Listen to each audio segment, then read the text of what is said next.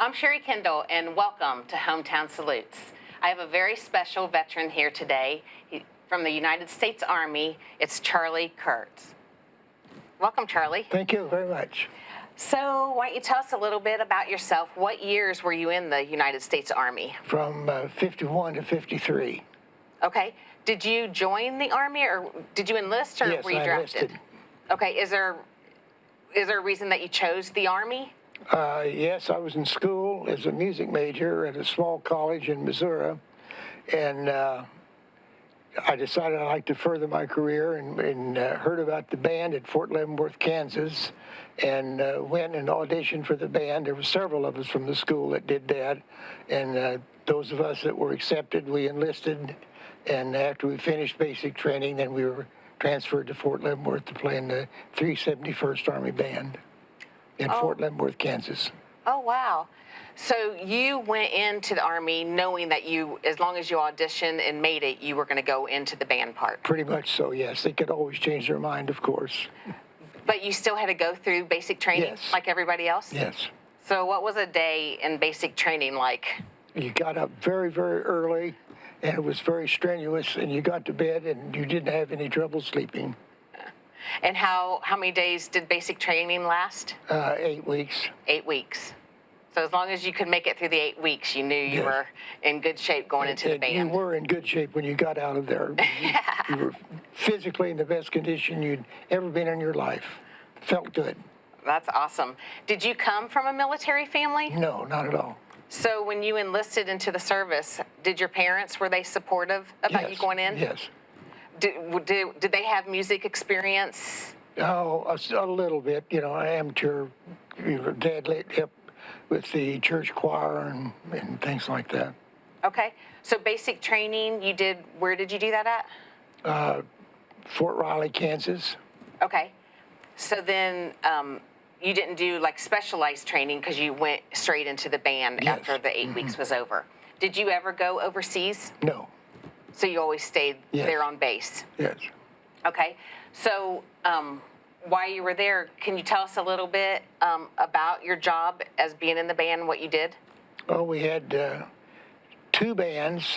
We had a concert band. There was, I think there was 28 in the concert band, and then we rehearsed in the morning in that, and I played clarinet.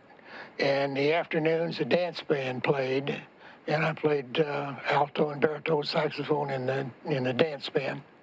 And I learned an awfully lot there because I had some wonderful, wonderful musicians in that group. A lot of them were off of big name road bands like Ray Anthony back at that time, and some, that caliber of band, and the musicians from them, they were extremely talented, and they basically taught me everything I know, Wow. much better than the classroom. Wow. So you want to tell us about, did you have like any specific events that you'd want to talk about that you played for? Certain things? We played at the Officers Club there every weekend, and then we played certain special events. One I remember was the American Royal Parade in Kansas City, Missouri. It's a big cattle and horse show. It's a nationwide thing. And we played open house every year at the Olathe, Kansas Naval Air Base. And we played for one gentleman's funeral there. He was the last survivor of the Civil War. And they had a ceremony at the base there in Leavenworth, and we played for that, and he was buried there. So, Wow. and different things like that. It was very interesting. Good experiences. Yeah, sure. So what are some life lessons that you learned from your time in the military? Well, be obedient, I think, is one. I think the Boy Scouts suggest that too, and that's good advice. It was a life-changing experience. It was very different than civilian life. I think I learned a lot, and basically, I think it improved my life. Yeah. So were you able to keep in touch, like some of your friends that were in the service with you? Have you kept in touch with yes, them? until recently, of course, it's been quite a while since the early 50s. Yeah. But the gentleman I sat next to, that was from one of these road bands. He was the best man at my wedding. Okay. And a little funny thing, in Newcastle at the high school band concert, there was a gentleman's name that arranged one of the songs there, and his name was Claude T. Smith, and I thought, well, I know him. So my wife looked him up on the telephone, and sure enough, it was the one I knew, and he's a well-known nationwide arranger and composer of band music. Wow. Wow, that's really neat. So how many Army soldiers were in the band? How big was There's the band? 28 of us. There's 28? Mm-hmm. So can you tell us a little bit about your barracks, like where you stayed? It was very unique. Okay. It was a real old-time two-story home, and it was the home of Ulysses S. Grant when he was stationed there as the commander of Leavenworth. And back then it was and the barns and all were still there where they housed the horses because it was a cavalry unit then. And now it's tanks. Now it's tanks, yeah. So have you been back to the Air Force? No. Or to the No, I haven't. Army base? No? Too far away. Too far? So after service, let's talk about, you were in the service for 3 years. So when you got out, what did you do then? I went to the University of Kansas. Okay. And finished my degree in music education, and I stayed and got a master's degree in music therapy. Okay. So where did you take your music therapy degree? Like, what did you do at that point? That's when I came to Indiana, to Newcastle, and worked as a music therapist at the Newcastle State Hospital. Wow. And over the next 35 years, I got numerous promotions. And I couldn't get another job, so I retired from there after 35 years as a mental health administrator. Wow. That's very interesting. So are you glad that you joined the service? Yes, very much so.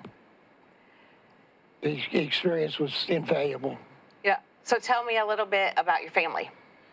My eldest is my daughter, and she worked for the Newcastle Courier-Times for, maybe 20 years, and she left there and went to the Henry County Hospital, and she just recently retired. Okay. She was the public relations director there, and it was an interesting job. And my son worked, one of his jobs was here in Connersville. Yep. And at one time he owned a restaurant here, and now he's retired. And my elder daughter is retired also. And my third one is my younger daughter, and she lives in Anderson and works for Myers. Okay. All right. So you still live in Newcastle Yes. now? Mm-hmm. So you're still close to your family. So you were one of the lucky ones before the pandemic hit that you got to go on a very special trip with Indy Honor Flight. Yes. So your guardian ended up being your son, Yes. Rick. And had you ever been in Washington, D.C. before that day? No, I hadn't. It was, the flight and everything was wonderful, but one of the places I always wanted to visit was Washington, D.C. I'd seen it on television and pictures and got to see the Washington Monument, and we got to go in the Lincoln Monument. And of course, we drove past the Capitol building and lots of things that I'd seen, but not in real life. Right. We circled the Pentagon building, and it's unbelievably huge. Yep. And it was. Boy, what a way to see Washington, D.C. is by going with Honor Flight. I mean, you get right up front. And It was probably the day of my life. Aw. I was happy to share it with Rick. Yes. So you started that day early in the morning. Do you remember much about what time you started? Yes, it was 4 o'clock in the morning. The Girl Scouts in Plainfield, Indiana. Yep. We met at the high school there, and the Girl Scouts served us breakfast at 4 o'clock in the morning. And then we had a police escort to the airport, and it was a different kind of flight. Everybody had a big name tag, and instead of waiting in line for hours and hours, we just walked on, and there was a lady there that said, "Oh," she saw my name tag. That looks like it. Yep. And she said, "Welcome aboard, and thank you for your service." And you walk in, and that's it. Yeah, you got to bypass the security, Yeah. and you went right on to the airplane. So, what was one of your special? What was one of the special memories of that day that like really stood out to you? That really meant a lot. I know the whole day does, but There's so many of them. Yes. I think the people. It didn't matter where you were. They knew who you were. And they always said thank you for your service, and almost to the point that you were embarrassed. yeah. Oh no. And Isn't it amazing that there's that much support and that many people that come on that day just to do that? well, of course, it was the thrill of a lifetime to see all of the monuments and the memorials, and they were all wonderful. And Rick took pictures of me, and everybody would volunteer to borrow your camera and take a picture so we could both be in it, which was nice. Yeah. And I think one of the most amazing things, because this was on a Saturday, and those girls served us breakfast at 4 o'clock on Saturday morning. And after this long, long day, we got back to Plainfield about 11:15 in the night, as I remember. And I thought, well, it's time to go home. I am really, really tired. And they said, well, we have one more thing planned. We'd like for you to come into the high school. So we did. And it's 11:30 at night on Saturday. And the people of Plainfield had that gym totally packed with people. And each one of us was introduced individually, and each one of us got a standing ovation. Wow. And it was just unbelievable for that time of the day, and it was a weekend when everybody ought to be out having fun, but instead they came to say thank you to us. Yep. So that was probably what, that over was a real 3,000? honor. Probably over 3,000 people. I would say there was that many. Yes. Yeah. The gym was packed. Yeah. Yeah, that's awesome. So I always think that's neat where you guys go to. Where were you standing at here? This is your group Over picture. on this side. Okay. It's hard to tell. And this is the Lincoln Memorial? Or Yeah, that's right by the Lincoln Memorial. Okay. Yes. yeah. So everybody that was on your flight, do you remember how many people were on your flight? How many veterans? Was it probably I think there was close. Well, a plane load, so yeah, I think it was close to 180 or something maybe. Yep. So I think there's like 90 veterans from everywhere. Did you know anybody on the flight No. before you went? No. So it was just you and Rick, and then you But you did got make to a meet. lot of good acquaintances there, Yeah. and I never attended anything of this scope, and that was as well thought out and planned. It ran like absolute clockwork. Yeah. It was just a beautiful, beautiful day. Yep. Because the night before is your meet and greet where you got to Yes. meet people that are on your bus. Do you remember what bus you were on? The blue. You were on the blue bus. Okay. Yep. And so which monument was one of your favorites that you went? I think probably the Lincoln Memorial, because that's the one I'd seen the most pictures of. The Lincoln? And we got to go inside of it Yep. and everything, and that was great. And the Washington Monument was extremely impressive, but we were at a distance. But it's a monument that really stands out in your memories. Right. So what did you think of the Korean War Memorial? It was very, very interesting, and it was very nice. Apparently, after dark, it's all lit up, and they have like fog on the ground, and I guess it is very impressive. Eerie, yeah. Sorry we didn't get to see it at night, but Yeah. it was very impressive in the daytime. Yep. So was it hot that day when you guys were there? I don't recall that it was all that terribly hot, no. Yeah. But you got to go through everything. What did you think of the Arlington Cemetery with the That changing was of the guard?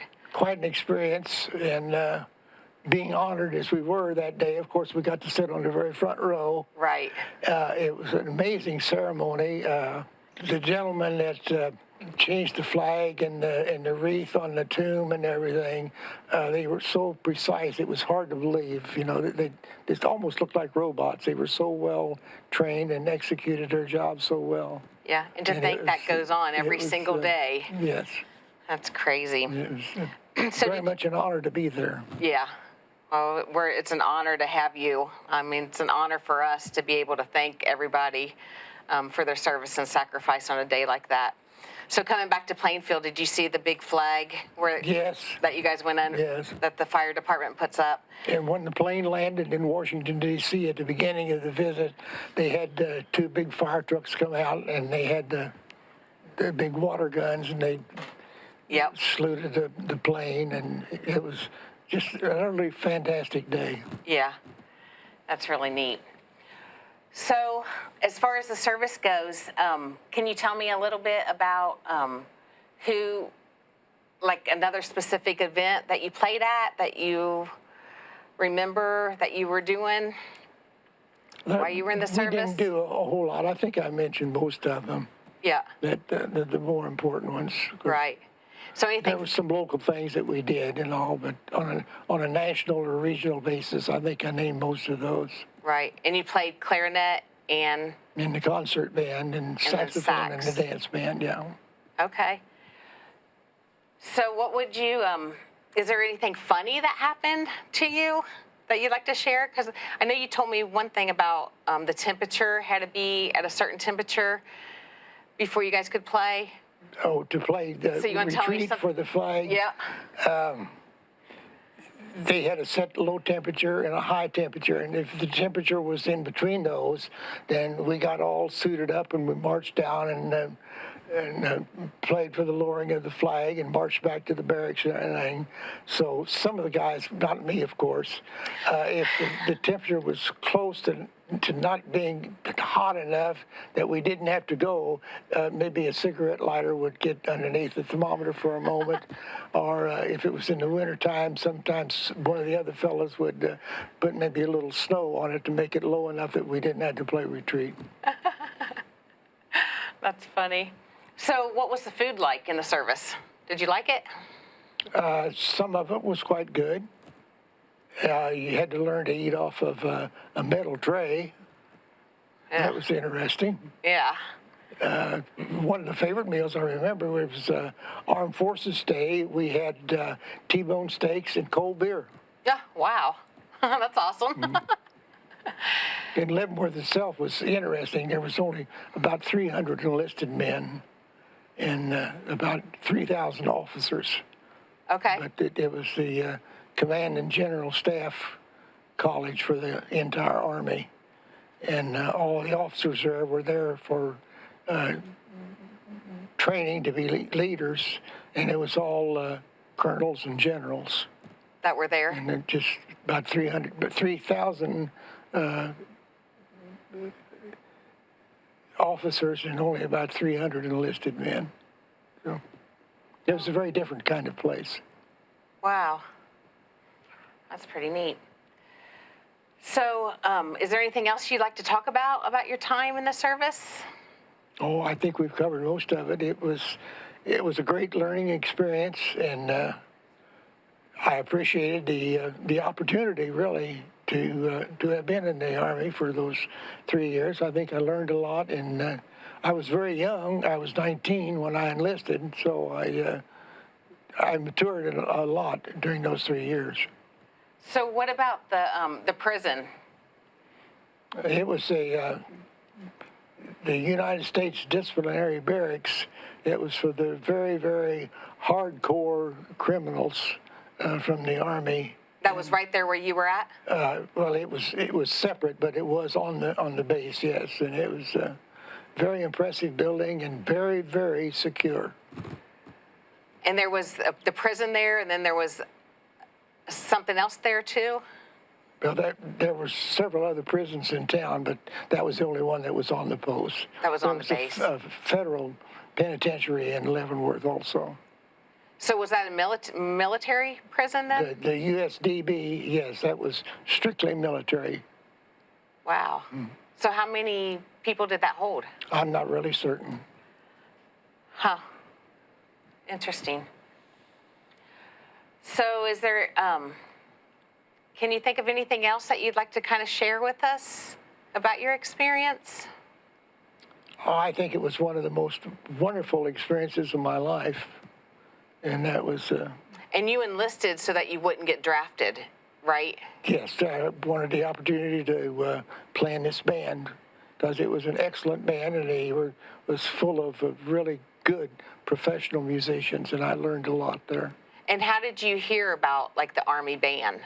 Did you learn that in high school or in school? No, I was in college, Oh, that's right. and our lead trumpet player heard about it some way or another, and he decided he would go. You had to go audition for this band, and he did. And there was, I believe, total of 5 of us from this one school that went and auditioned, and 5 of us were accepted.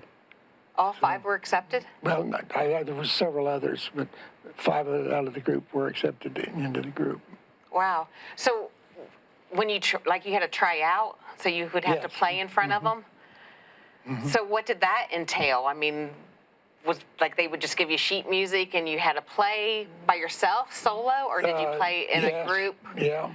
They wanted to check out your sight reading ability and all of those kinds of things, and your general music skills and abilities. And So you probably learned more in the service than you probably would have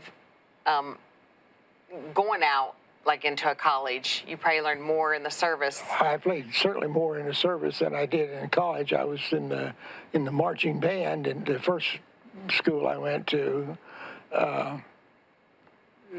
but I really learned music in the Army. Wow.